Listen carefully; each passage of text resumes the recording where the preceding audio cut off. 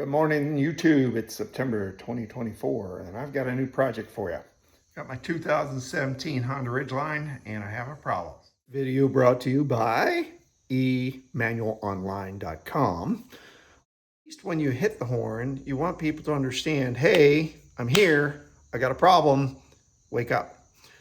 One thing I noticed with the Honda Ridgeline, when I hit the horn, it doesn't really do that. It kind of goes meep, meep.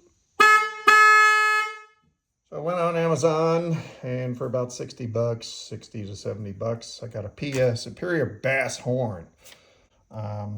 Basically, one's a 400 and one's a 330 hertz. I think that's so you can hear the difference when you hit them. I don't know why they make them two different hertzes. Do it pretty straight up on the instructions. You go to, which is installation type D, which is single horn, because the Honda Ridgeline only has a single horn, which is another problem. So what you have to do to get to a dual horn is you go to College Hills Honda, and for 8 bucks, that includes shipping, they will send you this little cool harness which identifies the positive side. So you can hook up the horn to the positives, and you have some grounds to hook up to the frame, or you can use what came with the kit. Anyway, let's get started. It's a pretty straightforward process, but we'll see what we can do. All right, so if you like the video, please give me a thumbs up. I really hate to ask for that, but it helps grow the channel, and it helps me figure out what I'm doing right, what I'm doing wrong. If you have comments to help fix this, make it better, please tell me too. And I don't take anything personal, except that is a Honda Ridgeline, and it is a truck. I know I'm going to cause some stir with that one. Okay, so let's get started.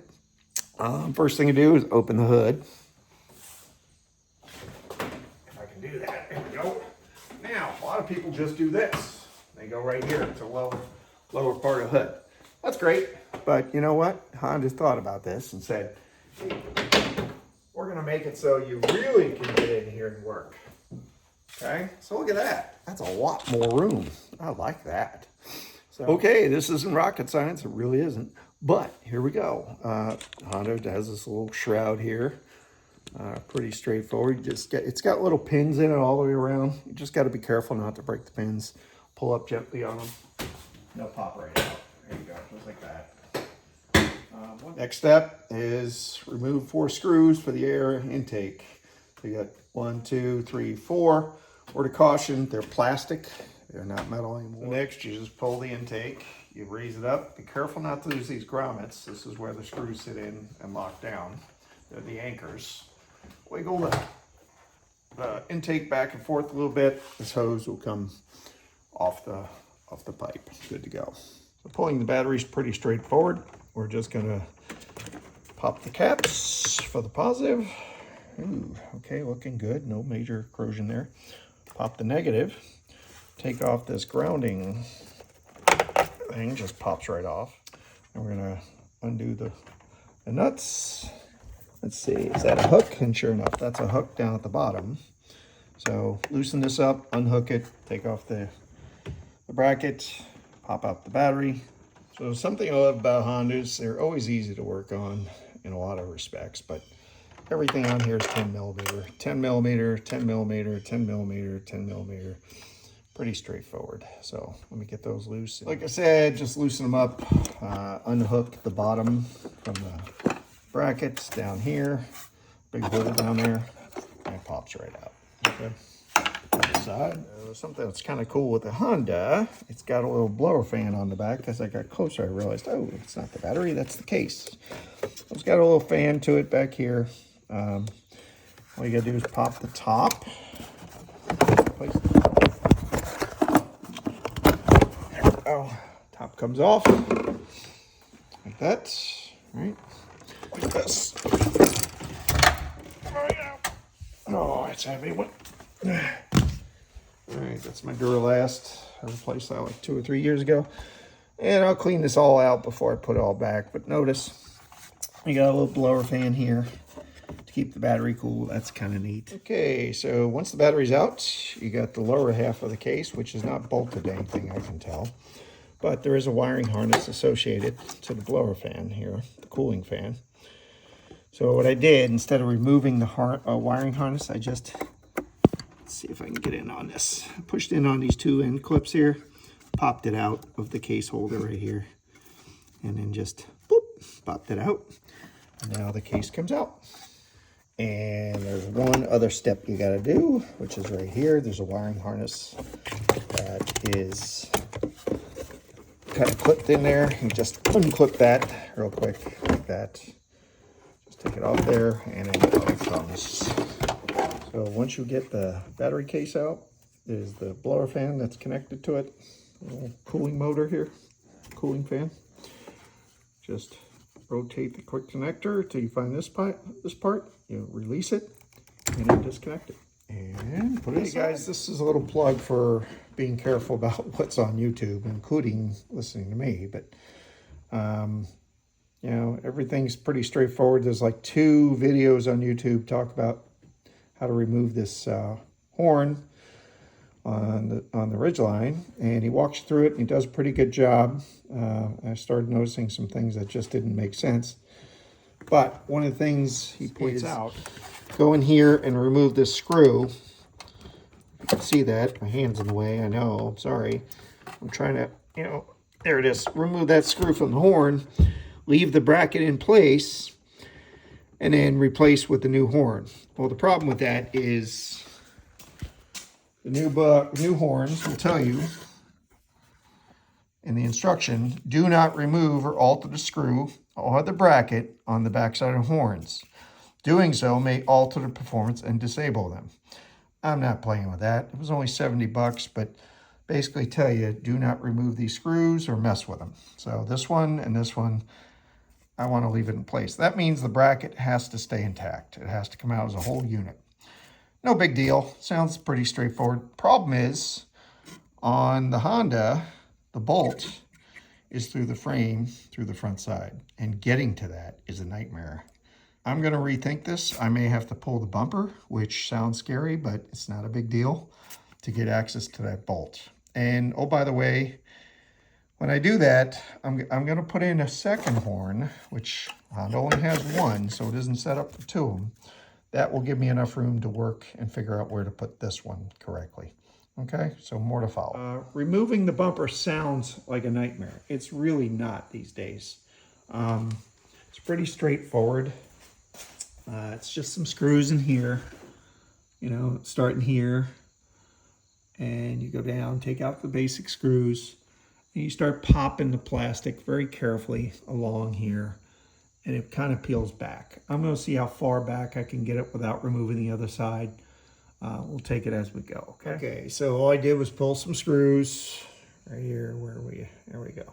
Some screws about yay big. Pretty straightforward. They're all the same size. One here, and there's one up in here in the wheel wells. Once you have those screws out, you just gently pry back on the trim, wheel well trim. And there's 3 tabs, or 2 tabs, right here. 1, 2, and just pop out. You know, you kind of wiggle them a little bit, and they'll gently pop out. So, and now there's a screw back here, holding the bumper on at the top. Then what you got to do is there's 3 clips right here. 1, 2, 3. And you don't have to manhandle it, but these clips sit and lock these 3 tabs in place. So don't beat on it, but just gently pry it until it pops. And there is a 10mm bolt, short bolt right here that sits underneath this fairing on the outside. Okay, so I didn't have to get as crazy as I thought I would, tearing off the bumper, but I could have. Let me recap real quick. There's a corner bolt right there, 10mm short bolt. Then there's a bunch of poppets that go all the way around the front end here. Rocket science. They sit flush, obviously. They're usually jammed up with dirt and stuff, so you just take a flat head, gently work it until they slowly pop out, and just remove the whole assembly, okay? You got those. You got a couple short, they're all 10mm bolts. Got a couple short ones. Old bolts that mounted here, this mounted back there, all these for the grill, all the way through. I did initially pull these to give me more flexibility. You don't have to. So I just put them back in place. Gives you enough flexibility to play with the system, okay? These, same thing here, all these clips pop out. You just pop it down, gently go around until they boom, boom, boom. And what you'll have, instead of pulling off the whole bumper, which I could do if I keep going, you'll have access to the horn. All right, so there's the horn, right? And what I was trying to tell you, see that bolt? That's the one you want to pull out. Do not pull the bracket off or the horn off the bracket because the new ones will get destroyed if you do it. So that's how you pull the bolt and then pop out the horn, disconnect it from the assembly, the little wiring harness there, and then replace with the new one. I got to figure out a spot once I get this one out where I'm going to put the second one. Okay, folks, here's the old horn, the original OEM horn, the meat. All right, here's the clip. Pretty straightforward. Everybody likes to use screwdrivers on these things. I don't know why. Here's the release, folks. All you got to do is push this little release right here. Let me see if I can get my finger on it. Just push down on it and pull, and you're done. No screwdrivers. It's just a little springy. Push hard, pop out. That's it. No screwdrivers, no prying, no nothing. Okay, so this is where the original OEM horn mounted. I'm going to put the new horn here, but I've got another one I've got to mount to. Okay, folks, I think I figured it out. A little bit of lessons learned here as we go, so hear me out. All right, here's peeking into the fender, behind the bumper. This was what I came up with. The upper left is the original OEM mount. Problem was, where do I put the second one? There was only room for one horn. Kind of hard to get a camera in there. Oh, get in there, come on, there it is. So that mount bolt, I took the nut off, same size, 12 millimeter, and put some oil on it because it was a little rusty. And that seemed to fit in nicely. So here's a tip. Hook up the wiring harness before you mount the horns because they're hard to get to, those connectors. And you'll be hating life once you mount it like I did and then have to go back and remove it so you can put the wiring harness on. College Hills adapter I bought for online. Slipped right in there, locked in. It was great. Came off 2 leads, which go to the positive side of the horn, which is the upper connector. If you look at the picture, it'll tell you which one's positive, which one's negative. And then the negative side, I'm just going to run up the frame here to the battery terminal. Okay, so horns are in there. The grounds come up through. Make sure you stay away from the harnesses.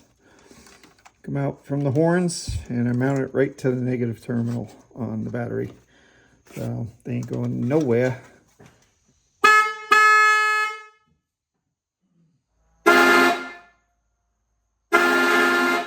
All that a win. I'm going to put everything back together in reverse order. Have any questions, comments, improvements, critiques? I'm cool with it. Please give it a like because, you know, you kill yourself doing this thing. My hands are bleeding here. Work with me, people. Give me a like. Would you? Just a like. Simple. Boop.